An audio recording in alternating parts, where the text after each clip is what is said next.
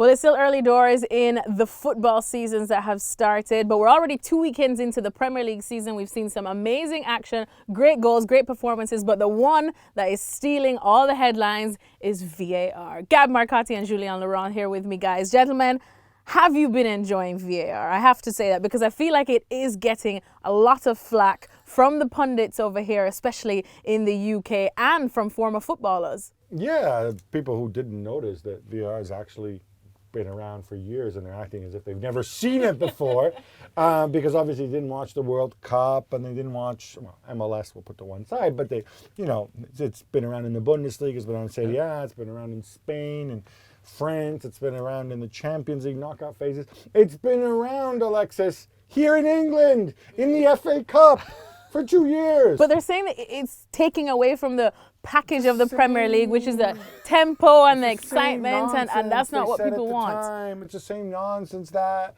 the fans in the stadium don't know what's going on, blah, blah, blah.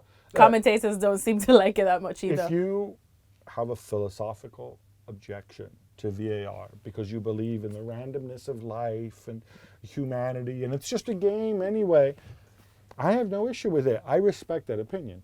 But some of these other arguments people bring up are frankly silly. And my guess is in a couple weeks we'll be kind of bored talking about it and we'll move on.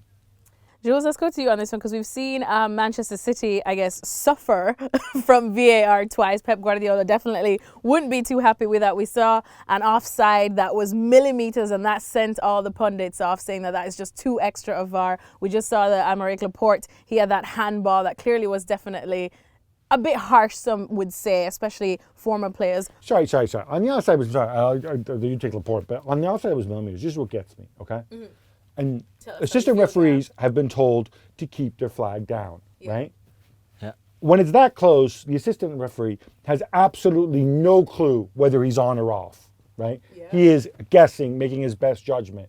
If there was no VAR, there's a very good chance that Sterling would have been flagged offside. Or he might have been flagged onside. It would have been basically a coin flip.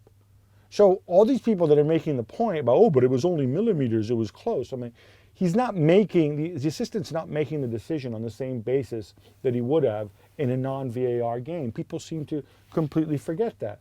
However imperfect VAR may be to track offside decisions, it's certainly far more accurate than the human eye, and that's why it's there. That's why I just don't get this millimeters issue. And it's the rule. If the speed limit is 50 and you go 51, 52, 53, you over the speed limit. But it's close, and the speed, the traffic camera has a margin exactly, of error. and it's the same, and if your team score with a millimeters offside, and your team has considered that good, you said, hang on, he was offside. I don't care if it's a millimeter or 2 or 3 or 10, it was offside.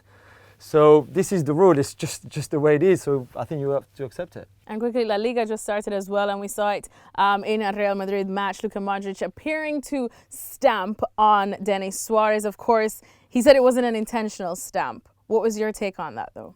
We had the same incident in Liga on the opening weekend where Cesc Fabregas was sent off against Lyon after walking on the calf of Léo Dubois. First it was a yellow, then VAR called the referee. He went over, had a look. It was a red.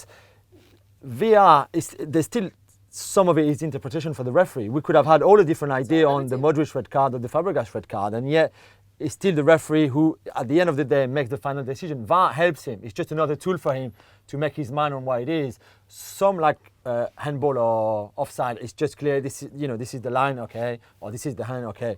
But on those, it's the referee's interpretation, and we could have had a different opinion. There's also a specific directive in La Liga this season to punish exactly those types of fouls harshly. So it could also be the referee, once he decided that that's dangerous or whatever, because it can cause injury, he felt he had no chance, no choice but to give it a red. Yeah.